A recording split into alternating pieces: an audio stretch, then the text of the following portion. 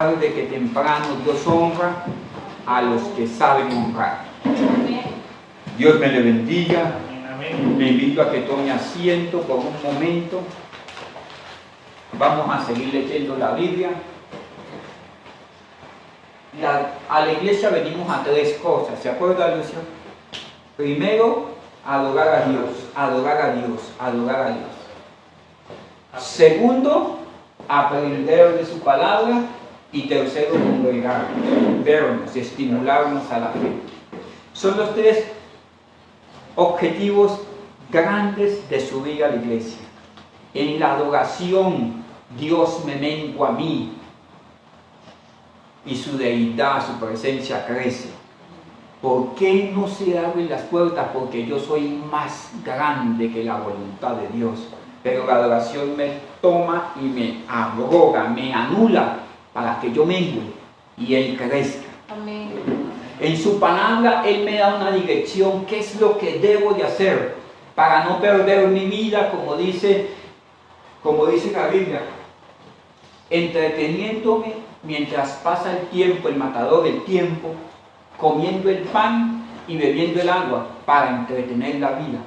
Pero cuando Él me da una dirección, siento que estoy haciendo aquello para lo cual fui diseñado. Estar delante de Él, servirle y adorarlo. Amén. Y estimularnos a la fe. Amén. Esas tres cosas hacemos. Este año hemos fijado un objetivo claro. El que no sabe para dónde va, a cualquier lado puede llegar. Nuestro objetivo claro para nosotros como iglesia, para nosotros como personas, nosotros como familia, es que el bien y la misericordia nos persigan y nos alcancen todos los días de su vida, que su bien nos persiga y nos alcance. Eso es la obstinación de nuestro corazón, ver el bien de Dios en la tierra de los vivientes para este tiempo, no basado en las circunstancias humanas, porque el Salmo 37, 19 dice que en medio de la escasez les daré abundancia y no serán avergonzados en el mal tiempo. Yo lo creo, que no dependo ni de la escasez ni del mal tiempo, yo dependo de su bien, de su misericordia, de su gracia. Y hemos venido desarrollando tres funciones básicas. Primero, seguir instrucciones. Seguir instrucciones. Vamos a dejarnos guiar por el Señor. Seguir la instrucción de Dios, ¿se acuerdan?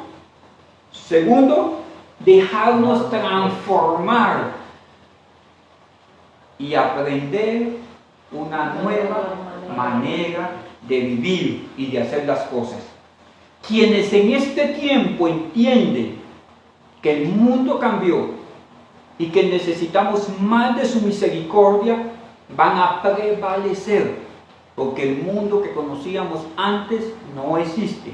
Ahora tenemos un mundo nuevo aquí hablando de esta sociedad, donde necesitamos de mayor misericordia para la salud, para la economía, para los sentimientos, para la salud mental.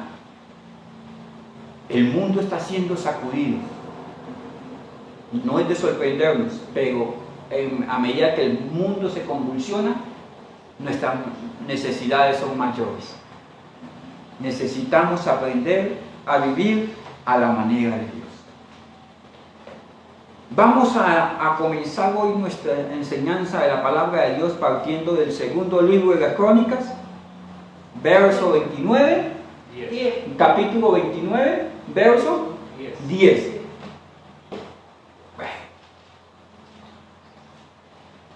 Queremos experimentar el bien de Dios en la tierra de los vivientes, que nuestros hijos experimenten ese bien, que se abran las puertas, que la iglesia viva en el bien, que pueda avanzar, que pueda edificar, que podamos ser transformados. Eso es lo que queremos.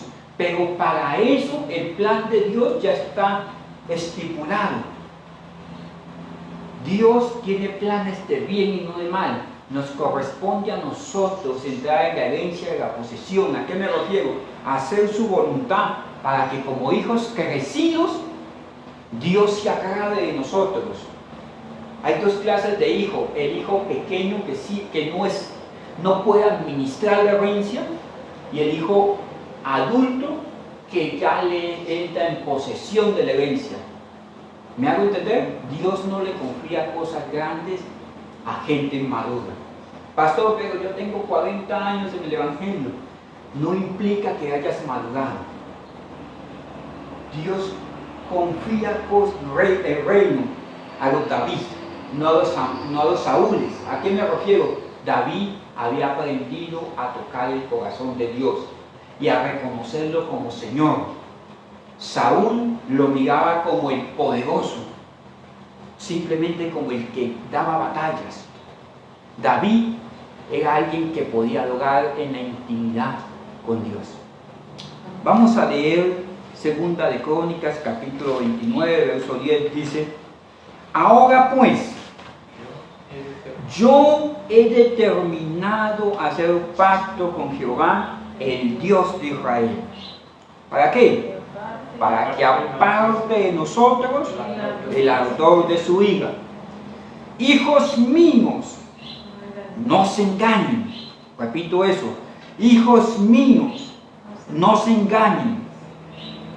Ahora, porque Jehová les ha escogido a ustedes, a vosotros, para que estén delante de Él, primero, les sirvan, segundo, sean sus ministros, tercero, y le adoren, le quemen incienso. Este es el todo del hombre.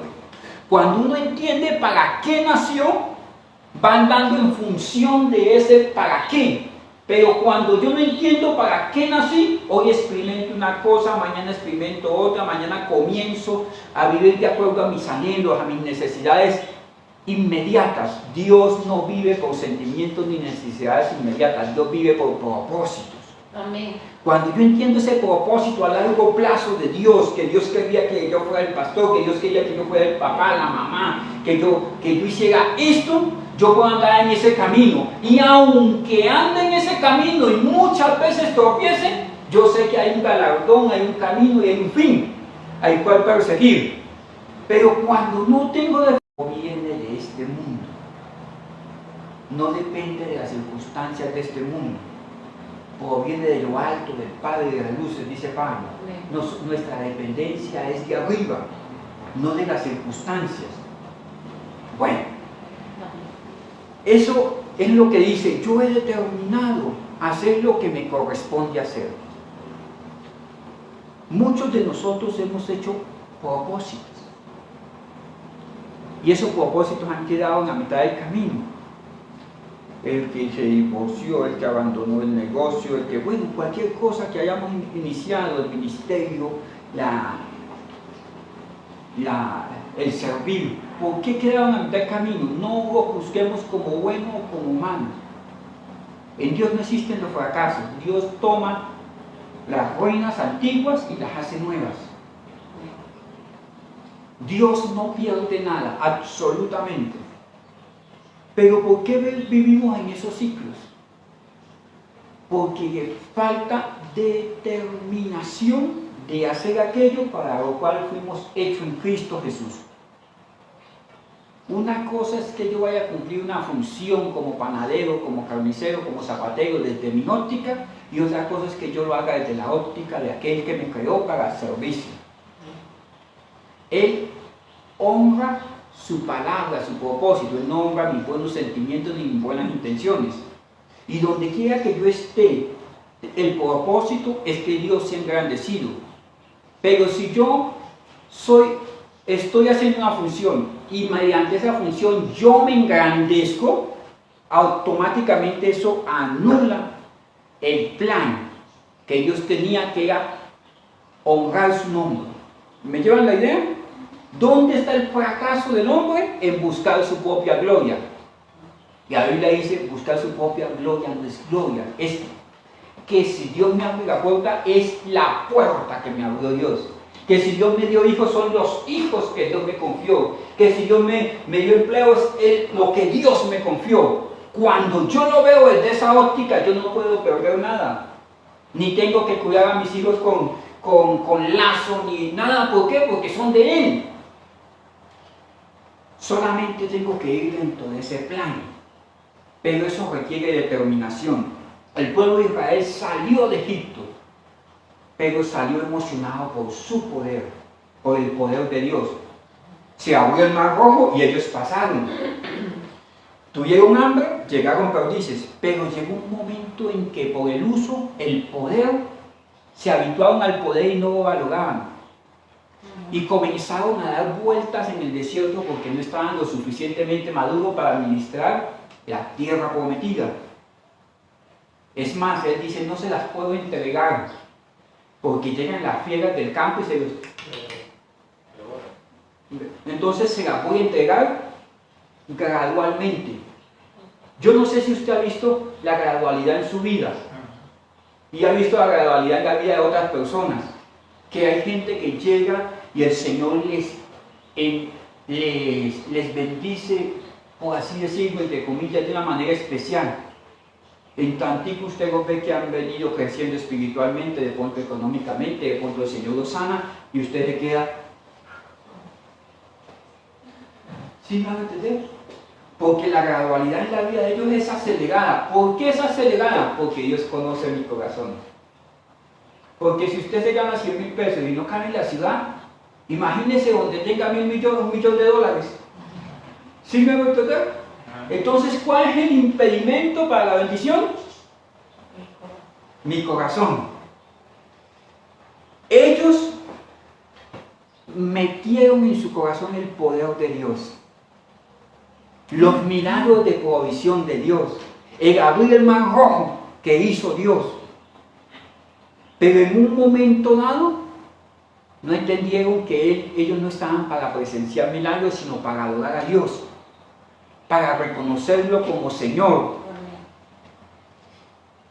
¿Qué lleva al humano a apartarse de los designios que sabe que tiene que hacer?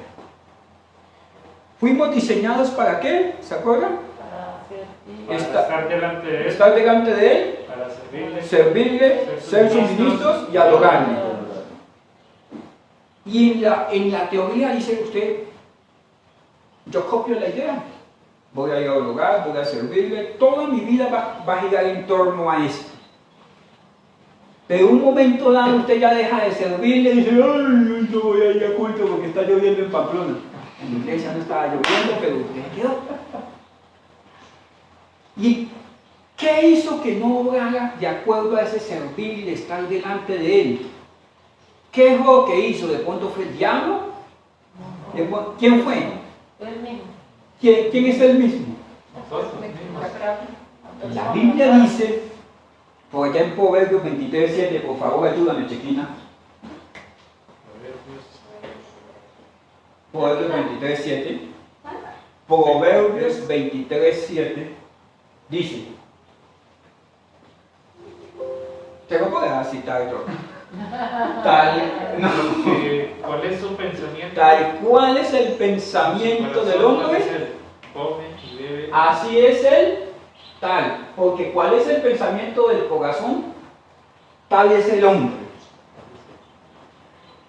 Nosotros tomamos determinaciones. Una vez tomamos esas determinaciones basadas en el conocimiento del plan de Dios, iniciamos un plan, un camino, y en ese camino comenzamos a torcernos. Pero ¿quién es? ¿Es el diablo? ¿Es el enemigo? ¿No? Las circunstancias. No. Los problemas están afuera. Pero el que toma la determinación últimamente de tener o no tener fe, ¿quién es? Es usted. El que toma la determinación de arrepentirse o no arrepentirse, es usted. Si me hago entender, el Espíritu Santo está ahí, convenciéndonos de juicio, de pecado y de maldad, y sabemos que somos malos. Pero el que tiene que dar ese paso a decir que yo necesito ser restaurado, cambiado, transformado, yo necesito entender más del plan de Dios para mi vida, porque no puedo andar como una hoja arrebatada por el viento. Soy yo, su plan permanece firme, pero yo necesito no amoldar el plan de Dios a como yo quiero. Yo necesito amoldarme al plan de Dios.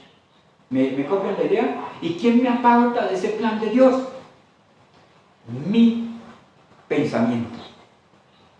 Acuérdense ustedes que en el huerto del Edén llegó el adversario Y le dice, con que Dios te ha dicho que no comas de esto en forma de serpiente, ¿se acuerdan? Del árbol de la vida. Sí. Una vez bota esa palabra aquí al oído, comienza el procesador a Por la duda. Trabajar.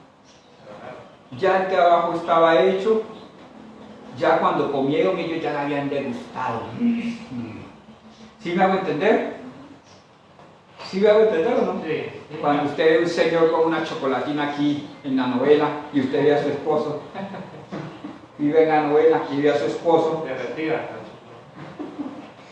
entonces usted ya lo ha degustado. ¿Sí me hago entender? Cuando comieron el fruto, ya habían caído en su pensamiento, ya habían desobedecido, sus pensamientos estaban lejos. El problema de los celos, de la ira, de los conflictos en la vida, no son problemas de hacer, son problemas de pensar. ¿A qué me refiero? Que su esposo sale, su esposa sale y usted arma la película que la niña más bonita del planeta lo está esperando allá con los brazos abiertos. ¿Sí me hago entender? O el galán lo está esperando. ¿Es un problema de qué? De pensamiento. Por eso la Biblia dice que todo pensamiento debemos llevarlo cautivo a la obediencia de Dios en Cristo Jesús. En Cristo Jesús, porque el Romanos dice que Dios los entregó a sus propios pensamientos y con eso tuvieron, no necesitaban más castigo, que Dios los dejara que hicieran lo que aquí se les ocurría. Mis hermanos, ¿qué lo aleja del plan de Dios? Que usted no concibe la obra redentora de Cristo. ¿Para qué murió Cristo? ¿Cuál es el propósito de esa muerte? ¿Qué vino a lavar en mí? ¿Qué vino a regenerar en mí? Cuando yo pienso eso, que Él vino no a repararme a mí, sino a que fue una nueva criatura, pero nadie puede ser una nueva criatura si primero no muere. Por eso cuando lo bautizan usted le dicen muere para el mundo y nace para Dios, nace para Dios. ¿Por qué? Porque necesitamos morir y cambiar esa antigua manera de pensar donde todo nos ofendía, donde era a mi manera y que si Dios me quiere ayudar que sea de esta manera. Pero Dios no consensa sus planes con nadie porque sus planes son absolutos. Es más, hay gente que dice, yo estoy bravo con Dios, por eso no voy al culto. Uno dice, wow, Dios sigue siendo Dios. ¿Me copian la idea? Yo soy el que tengo que amoldarme a sus planes. Y en sus planes yo creo que voy a perder mi libertad. No voy a perder libertad, voy a ganar bendición, voy a estar cubierto de esa gracia, de esa misericordia, de esa voluntad. Miren, mis estimados hermanos, cuando este hombre Ezequías en 2 de Crónicas 29:10 dice, yo he determinado, este hombre estaba luchando con su integridad. Porque es que venía de un papá que quemaba a los hijos ante Moloch. Había llenado de idolatría, de imágenes, hasta el templo del Señor. Venía de la descendencia de Jezabel. ¿Sí me hago entender? ¿Qué aprendió él desde la niñez? O sea, aborrecer a Dios y su plan. Y conocían lo que era bueno, sí. Y un momento dado, pasó en él algo, tomó la determinación de no hacerlo de acuerdo al modelo de la familia que venía repitiéndose, sino hacerlo de acuerdo a la instrucción. Y todos en la vida vamos a tener que hacer eso, usted y yo, porque cuando miramos a nuestros familiares, vamos a ver un defectos que se han venido repitiendo de generación en generación. Y nuestra herencia tiene que venir desde la cruz de Cristo, el carácter de Cristo. Yo no tengo que tener el carácter de mi papá, yo no tengo que tener el carácter de mi mamá, porque el carácter es heredado. Y si yo no lidio con mi carácter que fue heredado, voy a terminar repitiendo la misma historia. Pero si yo entiendo que hay un modelo para cambiar mi naturaleza caída, mi historia será nueva. Bueno, Este hombre toma la determinación, pero la determinación lleva a tener acciones, a hacer acciones. Pero antes de la acción está la determinación, pero antes de la determinación está el pensamiento en orden. Yo ordeno mis pensamientos, una vez ordeno mis pensamientos, tomo la determinación y si realmente he hecho un proceso de ordenar mis pensamientos, de tomar la determinación, mis acciones van a corresponder con la determinación que tomé. Cuando yo tomo una determinación con los pensamientos no en orden, yo voy al gimnasio, pago un mes y voy 3 días. ¿La intención era buena? Sí, pero no estaba determinado por unos pensamientos en orden. Esos pensamientos en orden son los que me permiten proyectarme en el tiempo. Por ejemplo, el servir en la iglesia no es fácil. Por ejemplo, los muchachos que vienen aquí a tocar, bueno, los otros muchachos y yo, los jóvenes que vienen aquí a tocar, ellos dicen, ay, hoy está haciendo perecita. Yo como que no quisiera ir, pero en última instancia se esfuerzan a hacerlo porque han tomado la determinación. ¿Pero por qué tomaron la determinación? Porque pensaron cuál es la razón de ser, de hacer, de vivir, de hacer lo que hacen. Unos pensamientos en orden me llevan a tomar una determinación. Una determinación me lleva a hacer acciones. Él dice, yo he determinado. Miren, mis estimados hermanos, Pablo dice que ya no es tiempo de los rudimentos de la fe. ¿Cuáles son los rudimentos de la fe? De la resurrección de los muertos, de creer en Cristo, sino que una vez creímos en Cristo tenemos que comenzar a ser reedificados, a comenzar a crecer. Nuestros pensamientos tienen que entender la soberanía de Dios, el plan perfecto de Dios, que no está supeditado a mis deseos, sino a su sola voluntad. Cuando soy niño, espiritualmente, yo quiero que Dios haga mi voluntad. Cuando voy creciendo, le digo, Señor, haz tu voluntad, y que mi corazón entienda que eso es lo que le conviene. Cambiándose de enfoque, primero deseamos de Dios lo material, pero después ya lo material queda como añadidura. Si Él nos da la vida, viviremos; si nos da la muerte, moriremos; si lo que Él disponga está bien, pero esa no es mi herencia.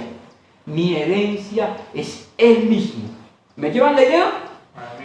Él tomó esa determinación, y cuando tomó la determinación, mire usted lo que dice el texto: he determinado hacer pacto con el Dios de Israel. Voy en el 11. No se engañen, porque Jehová los ha escogido para que estén delante de Él. Cuando dice aquí no se engañen, no quiere decir que el diablo no les iba a permitir que estuvieran delante de Dios. No es eso. Sino que el único que lo puede apartar a ustedes el plan perfecto es nuestro corazón. Dice, no se engañen, por favor. No crean que con acciones se van a acercar a Dios. Dios necesita el corazón. Y no se engañen porque hay un principio. ¿El principio cuál es? Que estén delante de Él, primero. Segundo, le sirvan. Tercero, sean sus ministros. Y ahora, Dios me dé tiempo para explicar esto que voy a explicar. El tabernáculo tiene varios estadios. ¿Se acuerdan ustedes del tabernáculo de Moisés, que nos llevamos mucho tiempo? En la parte de afuera estaban los que conocían a Dios, pero no eran parte de la congregación de Dios. Porque Juan 1:12 dice, a todos los que le recibieron, a los que creen en su nombre, les dio potestad de ser hechos hijos de Dios. Ah, pero pastor, yo voy a la iglesia. Espérate. Vamos a leer Juan 1:12. ¿Sí me van a entender? No, pastor, pero yo voy a ofrenda. Espérate. Eso no te va a abrir las puertas del cielo. Yo soy bueno, yo no hago mal a nadie, yo hago... Espérate. Eso es posterior a que aceptes a Cristo.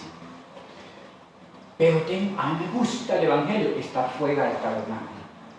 Necesita que se te abra la puerta de la gracia para que puedas entrar. Bueno, nos acerquemos a Él, Dios lo acerca, nos acerca. Él nos sedujo con lazos de amor y nos hizo pueblo suyo. Dentro del tabernáculo, la Biblia dice mucha multitud hay en el valle de la decisión, porque hay gente que quiere pero no puede.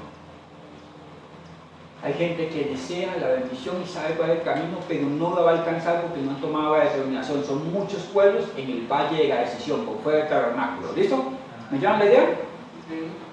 Dentro del tabernáculo hay 3 secciones: atrio exterior, lugar santo y lugar santísimo. ¿Me llaman la idea? Bueno, en el atrio exterior están los que sirven, o sea, los levitas. Ya son pueblo de Dios y están sirviéndole a Dios en una u otra manera. Estos que sirven pueden ir a sus casas, estar con los hijos, estar con los niños, comprar, vender, porque tenían unas ciudades para los levitas. Pero cuando ellos anhelaban algo mejor, que era llegar al lugar santísimo, tenían que comenzar a apartarse de lo de afuera y colocar su mirada en lo que estaba dentro, en el lugar santo y en el lugar santísimo.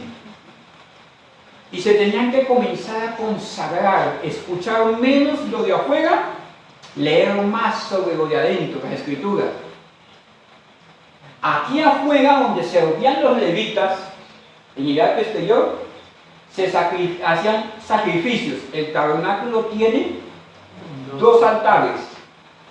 Uno en el atrio exterior, que es donde se queman las víctimas, los holocaustos, y uno en el atrio interior, que es donde se quema el incienso. ¿Me llevan la idea? ¿O estoy confuso? No. Bueno, en el atrio exterior estaban los levitas ministrando. En el atrio exterior los levitas, en el atrio interior los sacerdotes. En la parte de afuera se quemaba la carne. En la parte de adentro se quemaba el aceite, las lámparas de aceite y el incienso. ¿Se acuerdan ustedes qué dice 2 de Crónicas 29:11? Para que le quemen. O sea, hay que tenerlos cerca, le sirvan y le adoren. Adorar, que es en el lugar santísimo, una intimidad con Dios. Los levitas podían ver hacia afuera. Uy, allá está la señora esta, ojalá que convierta para que pase para la iglesia, para adentro. ¿Sí me va a entender? Podían echarse la miradita. Pero si él quería consagrarse y estar delante del Señor, tenía que cambiar la dirección de allá y comenzar a mirar a su Señor. Pero allí miraba a Petronila, yo me quiero casar con Petronila porque el Señor la hizo abundante, generosa, entonces esos eran sus deseos. Pero cuando miraba hacia allí, yo decía, no es Petronila, es Filomena. Pero es que no me gusta, pero es que... Pero Señor, tú eres Señor. Pero cuando es hacia allí, comienza a deshojar un Margarita, será María, será Juanita, será... ¿Sí me hago entender? Porque los pensamientos, hacia allí no hay pensamientos, hacia allí hay voluntad perfecta. Entonces, aquí en el atrio exterior se queman las víctimas. Quemar víctimas es lidiar con la carne. ¿Usted por qué no dijo, ay, me dio pereza? Estás afuera. Dios no es un Dios que se mueve con circunstancias, Dios es un Dios de propósitos. Y cuando vamos creciendo, vamos comenzando a vivir de propósitos. Cada vez que vamos creciendo más, lo hacemos porque lo tenemos que hacer, adoro porque tengo que adorar, leo la Biblia porque lo tengo que hacer, simplemente lo hago. En el ministerio, cuando vamos creciendo, simplemente hacemos lo que sabemos que tenemos que hacer. Cuando voy madurando como papá, sé que tengo que soportar a este niño grandotote que se cree más poderoso, más grande, más mandón que yo en la casa, pero yo soy el papá. Pero cuando soy pequeñito, cuando mis hijos están pequeñitos y estoy aprendiendo a ser papá, le hago pataleta a él me hace pataleta y yo le hago otra pataleta. Y así llegamos a los 25 años, él haciendo pataletas, me hizo abuelo 3 veces y yo le hago pataletas. que no le sirvo la comida, sí le sirvo la comida. ¿Por qué? Porque no crecí, me quedé en el arte exterior, lidiando con sacrificando ¿qué? La carne. En el arte exterior se lidia con la carne. En el lugar santo, no quiero profundizar en esto, ¿se acuerdan ustedes que está el tabernáculo? El candelabro. ¿Ustedes se acuerdan, maestro, de qué habla del candelabro? Pues allá en Apocalipsis. En Apocalipsis 1 dice, este candelabro que has visto es la iglesia. La iglesia, hablando de esos que han sido regenerados, pero que están comprometidos, ya no deben estar lidiando con la carne. De que el pastor no me saludó, no vuelvo a la iglesia. Esto de la iglesia queda muy lejos, entonces no subo. Lidiando con la carnalidad. Todos carnalotes, ¿sí me hago entender? Dependemos del clima, de las circunstancias, de los sentimientos, de que si estoy bien, de que de pronto las hormonas las tengo arriba, las tengo abajo, las circunstancias económicas, un montón de cosas que con el uso se van a acabar. Porque hay gente que está feliz porque tiene plata. Está triste porque no me han pagado. Estoy feliz porque tengo plata. Tengo salud. Entonces tengo salud, Dios es bueno. Pero si me sacaron una muelita y me machuqué un dedo, si me lo pegaron, entonces, ¿dónde estaba Dios? Dios estaba ahí. Eso ya no es circunstancial, ya no es para pensar de que si Dios es bueno, Dios es malo, Dios es eterno, soberano. Estando ya donde está la iglesia ubicada, que es en el lugar santo, ahí es donde comenzamos a servirle. Miren el proceso de 2 Crónicas 29:11. Estén delante de él.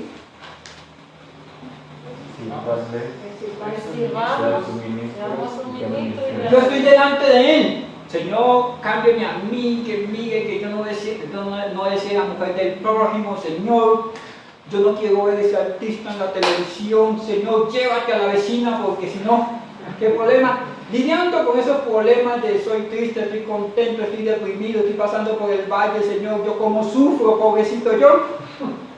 Delante del Señor ahí lidiando con la carne, a entender de que son procesos de la vida. El lazo del cazador está, pero él me librará. La peste destructora sí está, pero él me guardará. Podrán caer en mí a mi diestra y en mí a mi siniestra, y él me guardará. Si un día de estos Dios me tiene para hacer, a librarme de una vez por todas de esta vida y ser glorificado, sigue siendo Dios. Ya eso pasa, esos son los rudimentos de la fe, estar cerca de Él. ¿Me queda la idea? Una vez entiendo que esos rudimentos tienen que quedar atrás, que Dios sigue siendo Dios más allá de mis circunstancias, comienzo a servirle. Pero ese servirle no es solamente ministrar en la iglesia, es que mi vida tiene un propósito y ese propósito aquí gira en torno a Él, en torno a Dios. Lo que hacemos, lo hacemos para Él. Lo que pensamos, lo pensamos en Él. Lo que deseamos, lo deseamos en Él. Ustedes me van a brindar hoy. Aquí en esto, en esta parte de servicio, es donde se desata el milagro, los milagros creativos de Dios. ¿A qué me refiero? Dios te va a permitir estudiar para su gloria. Dios te va a permitir darte vida cuando los médicos dicen que no, si es para su gloria. Porque a veces Dios prefiere levantarlos en un momento dado, a que estando en el lugar del servicio, sea para ministrar del Evangelio. Entonces prefiere llevarlos cuando lidian con la carne, a que sea para menoscrédito con el Evangelio. ¿Me da la intención? La idea, la intención del mensaje. Estén delante de Él, le sirvan y sean sus ministros. Una cosa es servirle por el mero hecho de hacerlo y otra cosa es apartarse para Él. Los levitas podían ver hacia afuera, podían escoger. El sacerdote ya le quitaban quítela y le ponían la mirada hacia adentro. Pero todavía olía a levita. A los 30 años podía entrar en el lugar santo. Hablando de madurez espiritual, las cosas, la puerta de los cielos se abre en bendición cuando eres maduro de verdad. A los 30 años podía entrar en el lugar santo y le podían confiar en ministrar. el servir. Más adelante ya podía entrar al lugar santísimo. Mire usted, mi estimado hermano, cuando alguien iba a ministrar en el turno del sacerdocio, tenía que apartarse por un tiempo antes. El gran sumo sacerdote no se le permitía contaminarse por muertos. No se le permitía comer lo que él quería. Dios se metía hasta en los interiores del sumo sacerdote, no era lo que él quería, sino lo que Dios había determinado para él. Hacía rato que no miraba hacia afuera porque tenía que venirse a vivir al templo para que su mente pueda cambiar, no a la manera de este mundo, sino en torno a lo que Dios quería. Ya él no tenía que trabajar porque Dios era su herencia, Dios le suplía porque era su herencia. ¿Cómo llegó a ese nivel? Separándose de allá y consagrándose más. No sé si me entiende el mensaje. Y al final, ¿sabe cómo terminaba? Quemando incienso. ¿Sabe cuál era el todo del gran sumo sacerdote? Quemar incienso en la presencia de Dios. ¿Sabe usted cuál es el todo del hombre? Llegar a hacer adoración delante de la presencia de Dios a pesar de las circunstancias. Esto es lo que hace que la misericordia de Dios se revela en nuestros corazones, que nos apartemos para Él más allá del negocio plan. Incluye su rostro. Padre eterno y bueno, en el nombre de Cristo, hoy hemos entendido que si tomo una determinación con mis pensamientos ordenados, voy a entender plenamente el plan de Dios, el plan de redención, de restauración para hacer la voluntad de Dios, para la gloria de Dios. Yo no quiero ser de los lejanos, de los que simplemente están delante. Yo quiero ser de los que sirven. Señor, hoy te pido la oportunidad de que me confíes bendición en la tierra de los vivientes. Espíritu Santo, ayúdame a yo menguar para que tú crezcas en el nombre de Cristo. Si tú estás lidiando con diversas circunstancias, porque has seguido tu plan en tus tiempos, la Biblia dice, si hoy escuchas tu corazón, si hoy escuchas su voz, no endurezcas tu corazón, sino vuélvete a Él, el cual es bueno,